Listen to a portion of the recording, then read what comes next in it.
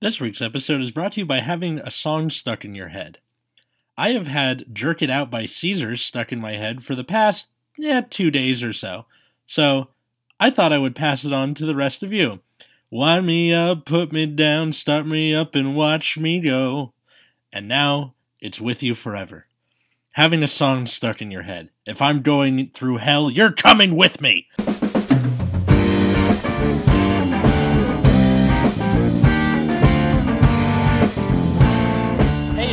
Welcome to Nexus at Night. As it turns out, action is a genre of books, but young adult is not a genre of movies. I'm Atlas. I'm Matt. Pokemon is a lot harder than I remember it being. I'm Roopier. What are you stuck on? Well, I'm stuck on Morty right now, but I was also having problems with Whitney. I'm replaying Soul Silver for funsies. I really liked the Heart Gold Soul Silver. That's actually probably my favorite era of Pokemon. It's around that era. Same. Gen 4 was my favorite generation. See, I could say Gen 5 is trash, which may or may not be what I actually think. But then I'll get all these people responding to me like, but the story was so good, as if anyone actually cares about the story in Pokemon games. I know, right? I just want to EV train my stuff and go fight people online. I don't really care what the story is. Exactly. I remember 4th Gen also had a very convenient bicycle path for catching eggs. Yes. It was just up and down all the time. It Yeah. wasn't as good as Gen 6, where you just go around the city. Yeah, you go around the Eiffel Tower ripoff. Yeah. You just Did Gen 5 have that too? I can't remember. I remember it had a city, but could you go the whole way? I think you go in Castelia City, the New York thing. Yeah, New York City, and then, I just thought it ended for some reason. I'm not really sure why. I can't remember. Someone, okay. I'm sure they'll tell us. Don't worry. If it makes you feel any better, yesterday I had a bit of a misadventure. I was supposed to go to an open mic, and it was canceled. So me and another comic went to a bar down the street, and it was their trivia night, so we decided to jump in on it. And I highly recommend you don't do that. Don't go to a trivia night by accident. Why not? Because this is what's going to happen. You're going to show up, not know who a bunch of Olympians are based on their picture, fall behind by like 15 points, then try to make up the points during the round where every answer is a connection. So all the questions were setting up either book or movie genres. And I thought it was movie genres, and the other comic thought it was book genres. And I ended up writing movie in the end and chose Double or Nothing. And as it turns out, like I said in the intro, young adult is not a genre of movies. Wow. Yeah. You guys are dumb. No, I'm dumb. I'm the one who chose that. Okay. My logic was that I didn't know action was a genre of book, because how can a book have like action that you can see? Like actions, that kind of thing. And young adult can be a genre of movies because of the Brat Pack and Perks of Being a Wallflower. Isn't that young adult? Or well, young adult is almost exclusively applied to books. Okay. Well, now I know that, and we lost. It was like there were 4 teams, and the top 3 teams got some kind of prize, and we were 4th by like a lot of points. So yeah, amazing. Never doing trivia night again by accident. Team Pizza Fries failed, big time. How were the pizza fries though? So they were so dense, like the other comic got this order of pizza fries, and literally he's like, "This is too much food for like a family of 4, and I'm going to eat all of this." I'm like, okay, yeah, go for it. He's one of these people where like he's like he eats a ton, but he's still super thin. Like he's powered by a small black hole. Like just all food. I don't want to hear about these people. Oh, because you and I are both pudgy. Yes, that's it's a pain. All 3 of us are pudgy. That's true. Yep. Hooray! Nexus at Night, the weight loss podcast. Anyway, so I'm glad you all had an adventure there. Yep, misadventure is more like it. So today, I think that's the longest we've gone without mentioning the topic at hand. Today is a bit of a slapdash episode because we're going to be talking about card design again, which we've done several times, and you can Like, I think you could throw a dart and probably hit an episode on the SoundCloud page that has to do with card design. But the upcoming cards in the Bermuda set for Cardfight Vanguard and the recently revealed Majesty Lord Blaster that will be coming out for Royal Paladin are fucking bonkers. Why don't we go ahead and start with Bermuda Triangle, which we'll get more into detail about the rest of it next week. But there's... What is this card's name, this grade 4? Hang on. I'm pulling it up. Heart Monopoly Anezka. Anezka. Or Anezka, maybe. So why don't you go ahead and read that effect for us, Root Beer? Yeah. So it is a grade 4, 14k force gift. When placed, reveal 10 cards from the top of your deck and shuffle your deck. If all of the normal units reveal have different card game, get one imaginary gift: Force, Excel, and Protect in any order. What? What the fuck? Sorry, what? Just get every gift, because you Why? can. Why? So, not only is this a grade 4 that is meant to be ridden and stay ridden. It's not like what's his name, Exculpate the Blaster, or like Gear Chronicle with their pseudo striding. This is just you ride it and then you stay there, or you win, I assume is the idea. So a lot of people are calling this the Highlander effect because there can only be one of each card in those top 10. What implications do you think this has for Bermuda Triangle on the whole, and for card design on the whole? Because this is the first card in Vanguard history that allows you to get an imaginary gift that is outside your clan's, normal gift type. Right. I mean, Bermuda Triangle has always been a kitchen sink of ideas. They have all sorts of weird card designs that never really make it into the rest of the game. Or sometimes they're used to introduce new mechanics, which is weird. So, I think, the question is, how often, ideally you'd want this effect as often as possible. But if you're trying to draw this card every game, you have to play multiple of it, which hurts your chances of actually, doing your Highlander effect? Yeah. So I suppose the ideal situation is just play 51 ofs and just hope for the best. But they won't have enough triggers, right? You'll always have trigger to be able to repeat. It doesn't count triggers, units. Yeah. Oh, I see. But that also means that if your top 10 cards are 6 triggers, that means you only need to get 4 separate cards. Right. That's it. The fact that they discount triggers as part of the ratio is understandable, but also pretty hilarious and crazy. So you just have to have a deck of 34 unique cards? Yeah. Well, that is something I've noticed, is that there are several cards with very similar skills. There are a ton of just generic, redundant, gain 10,000 power for some random cost or conditions. So I feel like part of the design going into this set was just make as many cards that do the same thing as possible. So if somebody actually wants to do this bullshit, they can. I would snap do this bullshit. You would snap? I would snap it off. I would just do it. Oh, yeah. One thing to note about this card is that she also intrinsically has the Force gift. So if you pull this effect off, you're getting 4 gifts at a time.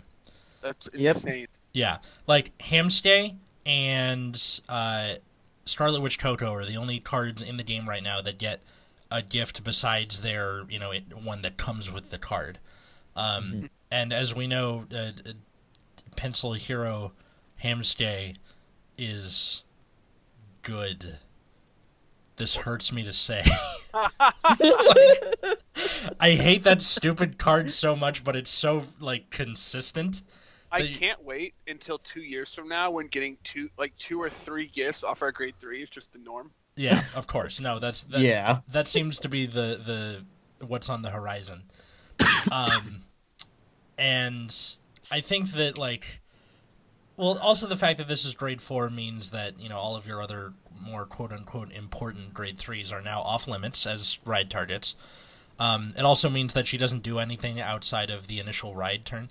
Granted, that seems like to be the time where you want to kill, because you're going to have 2 force gifts, an Excel circle in a non-Excel clan, which means that you're hitting numbers on everything for free, and then a protect gift, because go fuck yourself. Why not?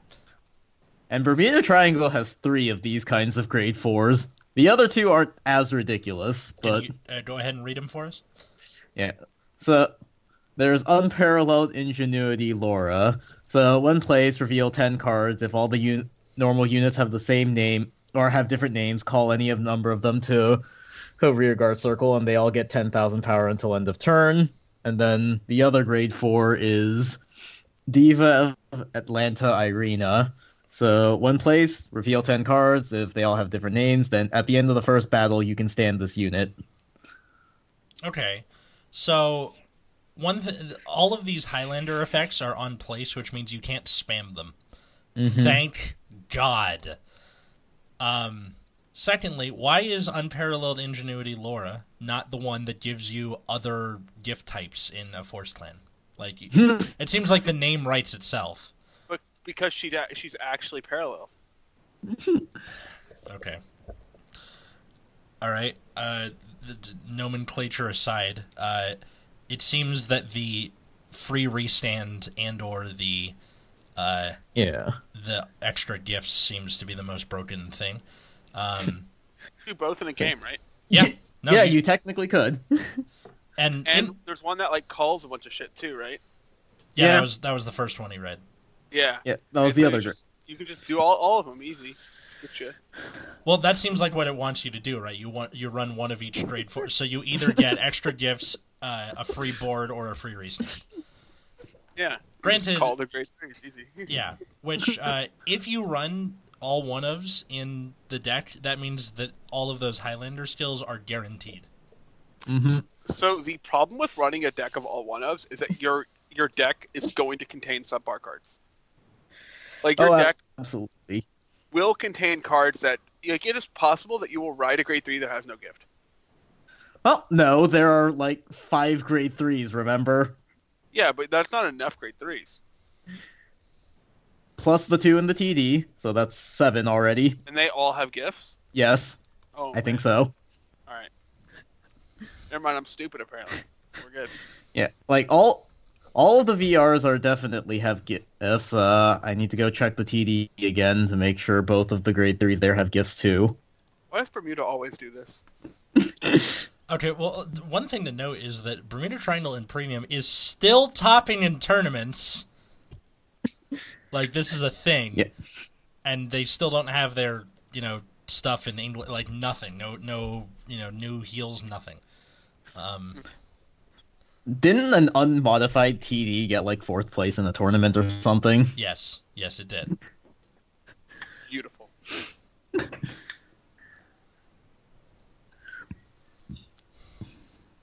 Good Lord, I'm not sure how to feel about all this, and I don't know if this is just us overreacting. But considering the position that Bermuda Triangle was in to begin with, this can't be good. Well, I don't think this so the inherent problem with Highlander-based decks, and I'm going to use Commander for instance in Magic, is Commander decks are usually inherently much less strong than constructed decks. Like Commander decks might be stronger than say like a standard deck in Magic, but they're not going to be as strong as most modern decks, for example. And the reason for that is that your deck is not consistent enough. Like, Commander decks often might have some explosive draws, but like most games, like you're not going to have Soul Ring on 1 into bullshit. So like, modern deck can just like tear your hand apart and like be fine or just win. So, consistency is worth quite a bit. So I don't know if it quite matches, like the Highlander cards match in that aspect. Well, that is the thing, is a lot of the Bermuda Triangle cards are just generic gain power or, like, draw cards, so, like, I think it is reasonable, since a lot of cards have overlapping effects, I think it is actually reasonable to have this kind of Highlander deck and have it perform reasonably well, just because, so many cards do the same thing or similar enough things. Like, look no further than the TD. Your 2 grade 3s you get are full appeal Falulu, which on Van, if you called a rear guard this turn, she gets plus 5k. No cost, no anything, just is a thing. And then also on Van, you can once per turn counterblast 1, she gets plus 15k. Eat your heart out, Draconic Overlord. And if you have 5 rear guards, you draw a card. So that combined with your other grade 3 that is clearly the, quote, inferior one, but it's on Van or rear when it attacks a Vanguard. If you have 5 rear guards, it gets plus 15k until end of battle. So they both do vaguely the same thing, which is they want you to have a full field. Yeah. And then with the colorful Pastoral cards, all of them have the melody keyword, so they can all share their effects. Oh my and that God.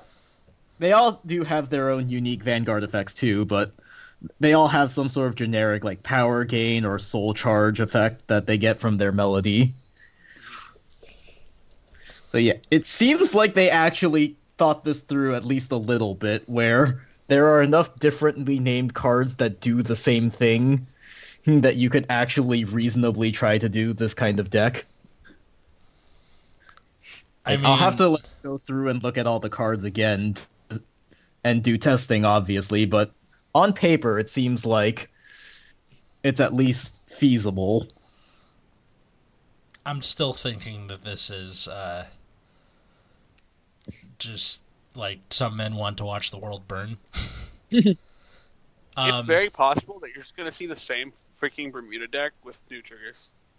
Yeah, no, I'm I guess there's some rear guards that can be updated, right? Yeah, like, maybe. And then, like, I feel like Canon might be used for premium because her, like, I already forgot what the name was, but, you know, she can make you call more than one Guardian at a time. I already forgot the terminology the fan base made up for that. Battledore skill. Thank you. Yeah. So, yeah, she has a Battledore skill that you can use on first ride, so that is something that seems valuable enough early. Sure. Just to make the deck more obnoxious. Mm-hmm. And of course, And then we have a grade 2 that in the TD that can just +1. yeah, because why not? Also, you can call it during your grade 1 turn and just rush during your first ride. Choco Love Heart Lieselot, sorry. So grade 2 10k in hand, it can be called as a grade 1, and then in parentheses can be called a rear guard even when your Vanguard is grade 1 is grade 2 after being placed. Okay, thank you. And then on Van or rear, when placed, load to the top card of your deck and call it to rear or put it into your soul. This ability may only be used by a card with the same name once per turn. Okay, so they did a hard once per turn like they did with Stolwich Nemen, thank God. But that's pretty crazy regardless. Like even if this is like, oh, it's a crit trigger, fuck it, use it as a booster. It's you're filling your board for free. Cool. Yeah, like with those two, I feel like premium Bermuda could be really rush happy if they wanted to be. I'm not looking forward to this. Yeah, especially because if you use the draw starter, you have exactly 3 soul. Mm-hmm. And then after that, you go into the Highlander thing and go for the kill because now you have an Excel circle. Yeah, like Bermuda already looks like decently powerful just with that. I want to play around with the Highlander decks just for fun.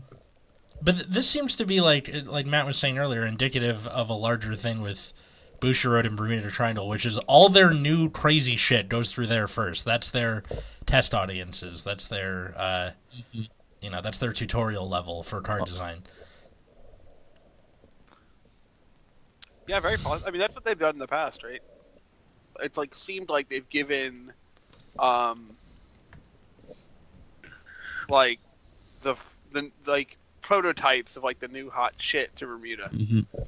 Or if you were old Marakumo, you got prototypes of the hot shit before they were actually hot shit. That's okay. You guys are top tier in standard now.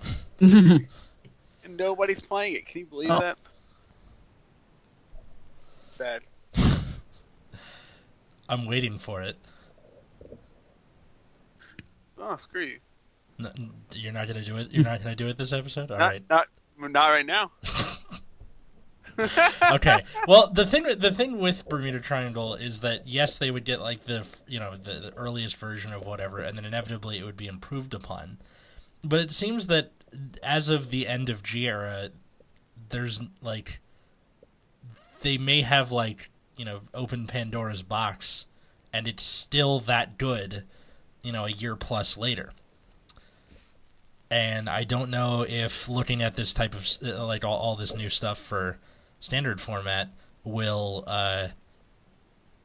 if that'll continue to be the case. Where what if they decide this is too much and then don't do the multi-type of gifting in other clans? Which honestly, I don't think that should have been done anyway. But well, I feel like if we were to see anything like that, it wouldn't be until the set after the upcoming one, the one with Kagero, Novas, and Link Joker.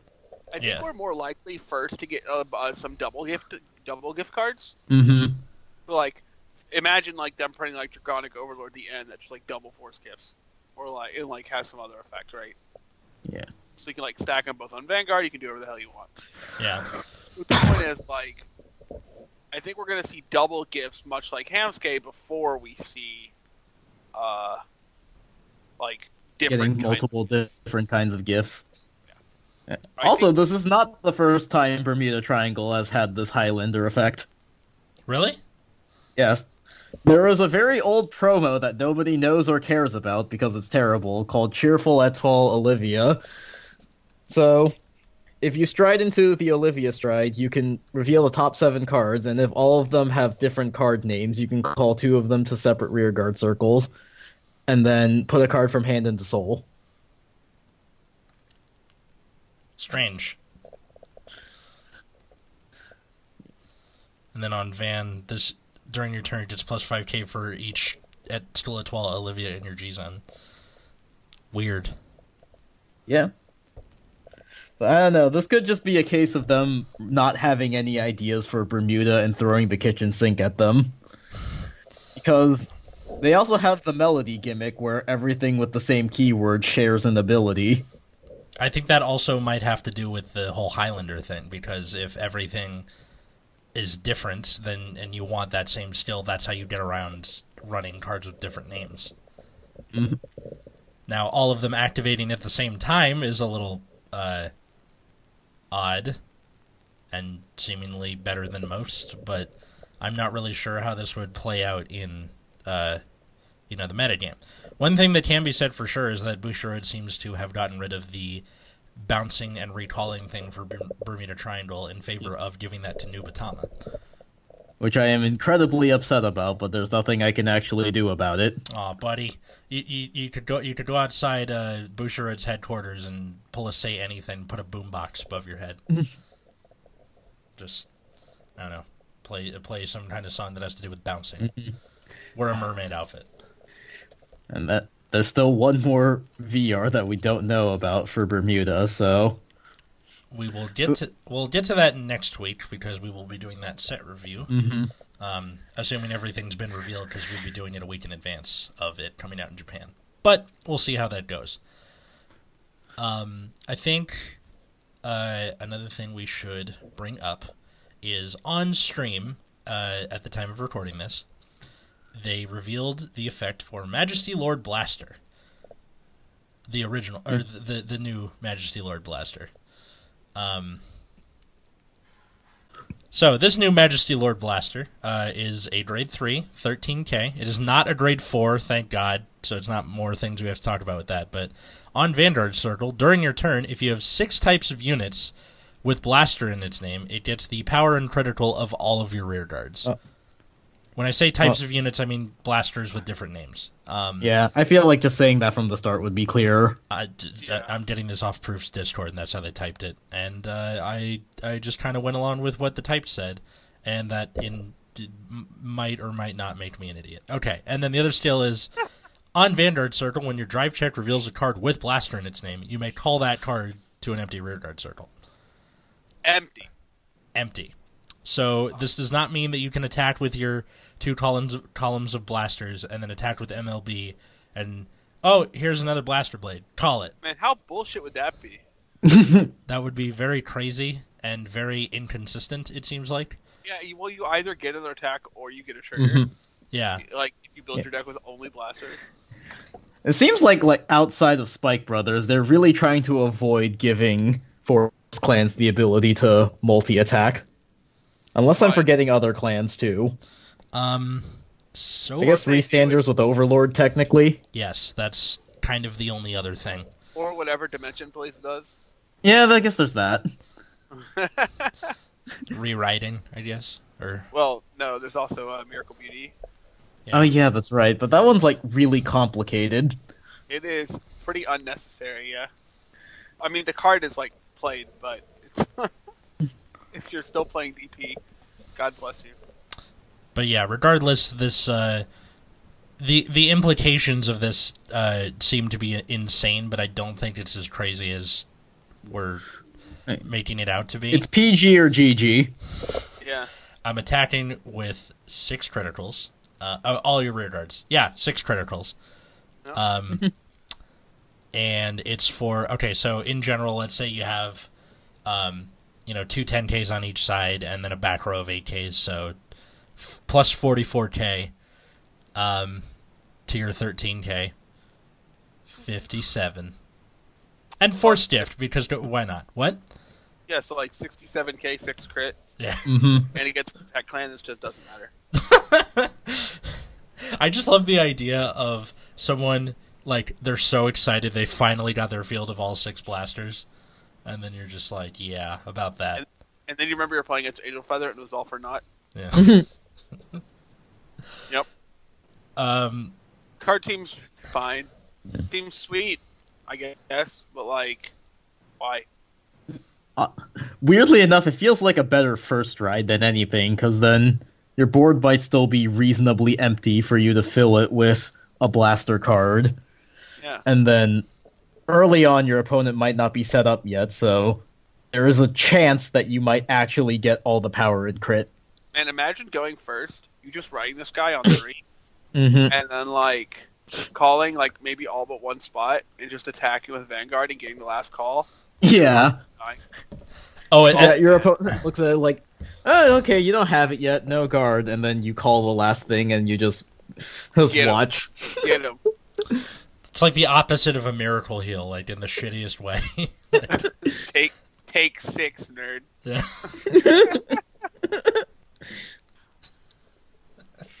I hope they print a blaster with 0 crits just to make it confusing. I'm sure they would. There's already enough confusion with how Dindrain works in Gold Paladin, where for the last time, if you do the draw from her skill, you do not get plus 3k. That is only if you do the countercharge. People have reading comprehension issues, Mm-hmm. even though it says it literally on the card. But whatever. Yes, of course. One thing that can be said about this from a card design perspective is that it seems that they are trying to bring back sub-clans, maybe? I hope not. I hope not. I mean, either. they've already been kind of doing that, slowly but surely. In what way? Well, recently with the leaders, and then, Link Joker is going to get the Star Corps thing soon. I think Shadow Paladin already cared about blasters before this. Some. There was, Blaster Rapier or something that cared about him. Yeah, there are already a few cards that cared about being blasters. I feel like there were more, but I can't remember them off the top. Alright, the Noob Atama Grade 3s both care about their own individual stuff at times, and it was weird. Well, that's different if you want a specific Vanguard compared to if you're... But yeah, but I think the Vanguards also wanted other specific cards too. In Noob Atama's... sorry. In Noob Atama's cases, not necessarily. Yeah, but it was starting to go in this direction where you start caring about having a specific Vanguard, and then that Vanguard kind of also cared about specific rear guards. Yep. So, what do we think about this? Did we enjoy sub-clans the first time around? No. No. I didn't either. xenophobia is, I think, something that inhibits deck building. That can be used to your advantage when it comes to something like, this is a very good effect, but I want you to use it with this thing only, so as to prevent broken combos. That's understandable. But there are some things where it's just like, dude, do I really have, like, Kabuki Kondo, did I really need Kujikiri Kondo as my Vanguard to make them bounce 2 and then discard 2? There's no reason to... It's already a crazy cost at Counterblast 2. You don't need to artificially tie it to this one Vanguard, so you're like riding back and forth like some kind of moron. Just being like, I want this for this turn, and I want this for this turn. I really hope they don't go in the same direction as subclans went. It doesn't seem like things are as bad as they were before, but we've also had less sets involving the subclan kinds of things, because I think they like actively tried to avoid it in the first several sets. But, when clans get their third wave of support, they're going to be tempted to do this again, right? Yeah. Oh, right, Magus also did it. Like, damn it. Pentagonal cares about having Magus rear guards.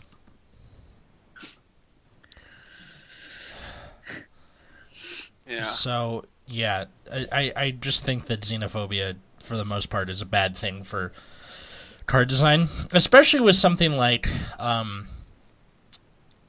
game like Yu-Gi-Oh! Where deck building is cramming a bunch of different engines together and hoping if that works, and it does because of how the game works. But in Vanguard's case, where you already have, clan fight as the official format of the game, the deck building should be inhibited just by choosing what clan to play. I don't think you necessarily need to be subdividing the clans that are already, kind of... Like, look at what happened to Nubatama in the first go-around.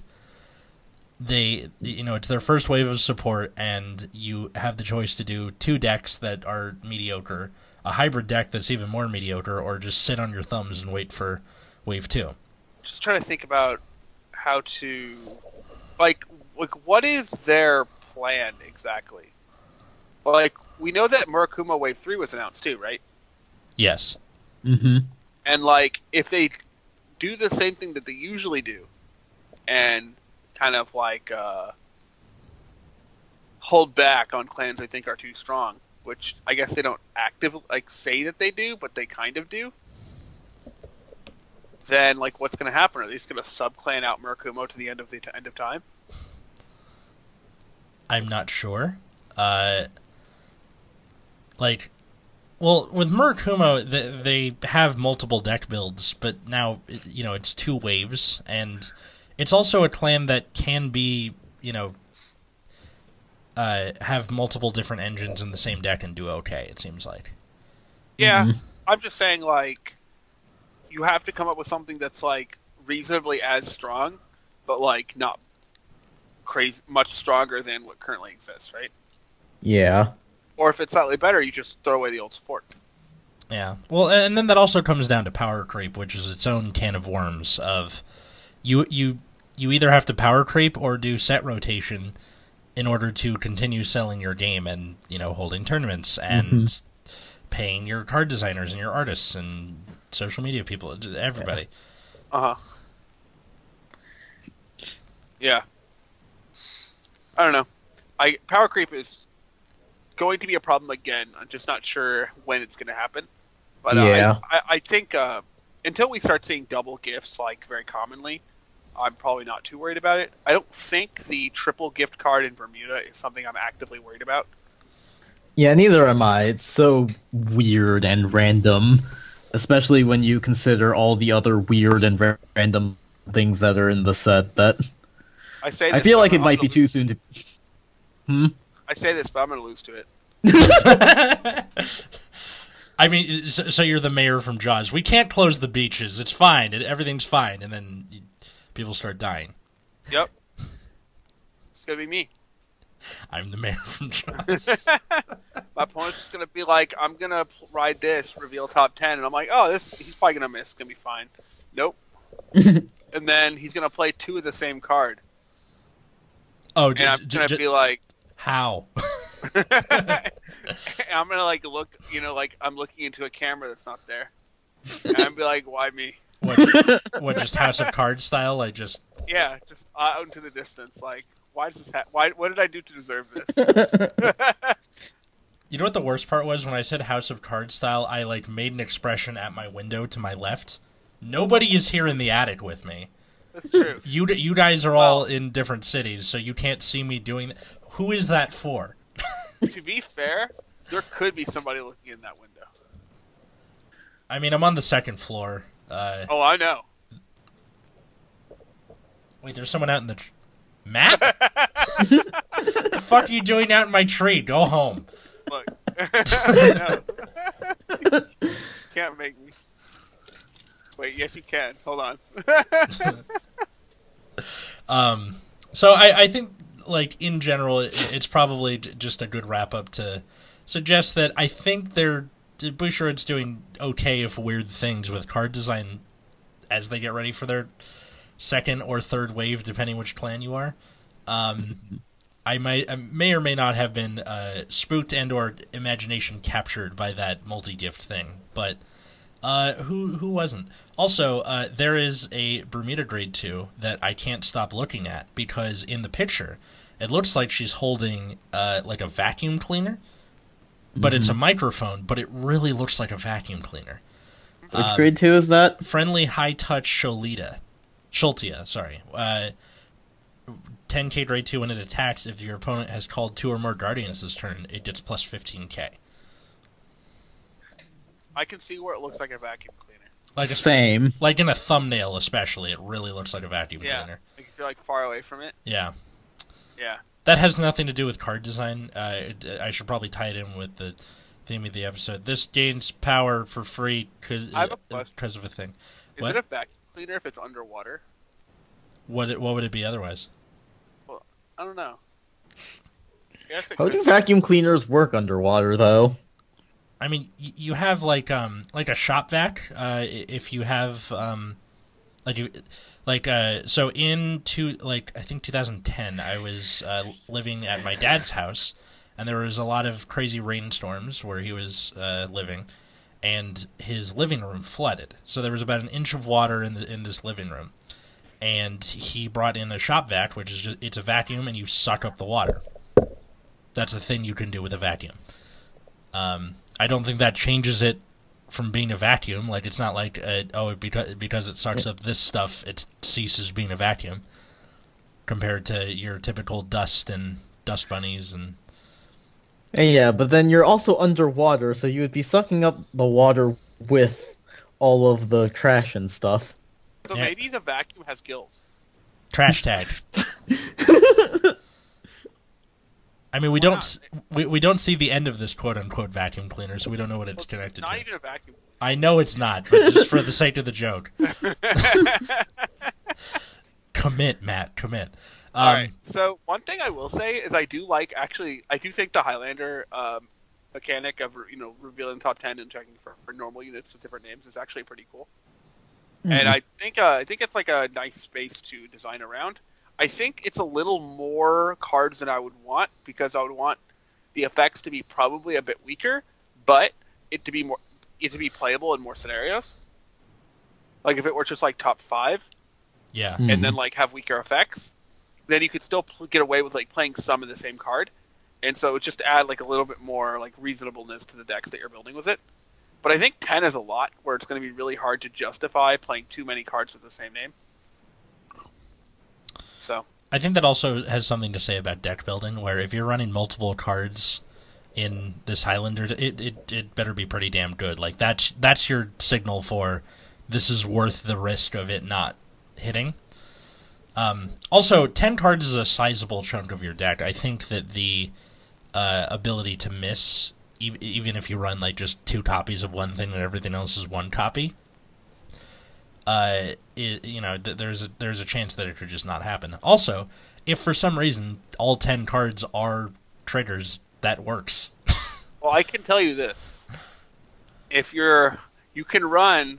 So if you are a spicy person, you can run 2 copies of one of the grade 4s and just hope you don't draw another grade 4 into them. What do you mean? Like if you feel like one of the grade 4s is just kind of bad. Yeah. You can just not run it and double up on a different grade 4. Oh, yeah. And just hope you don't hit 2 of them. That's what I'm saying. Yeah. Although if you're But on we already one, you're have not going two to hit like the pretty other. good grade 4, so this isn't really that big of a problem. Yeah, what also kind of confuses me in a high. So if you run one of a card in Vanguard, you're like 99% to take it as your first damage. But if your deck is Barber's all Law. one ofs, Yeah. but if your deck is all one ofs, I'm not like, what's your first damage gonna be? I don't know. It's all of the cards, right? You said if Oh, it, so you just die? yeah, exactly. Just deck out immediately. Yes. Now it's gonna be Lee's a lot 100% of the time because she's really good. You're right. All right. But man, So hooray for card design. That pretty much wraps up this episode of Nexus at Night. Why don't you guys go ahead and plug thine selves? you can find me on Twitter at Wiggums, 2Gs, 2Zs. You can find me at Plasma Eclipse. Where he will be playing Pokemon and trying to figure out how to beat Morty, just go get a normal type. All you gotta do is survive 5 sucker punches, you'll be fine. You can find this show on Twitter or Instagram at Nexus at Night. You can also find me personally at Atlas Novak. Novak is spelled Novack. Atlas is spelled like the Book of Maps or the Ayn Rand book if you're a shitty libertarian. And until next time, I was Atlas. I'm Matt. I'm Root Beer. And have a good night, everybody.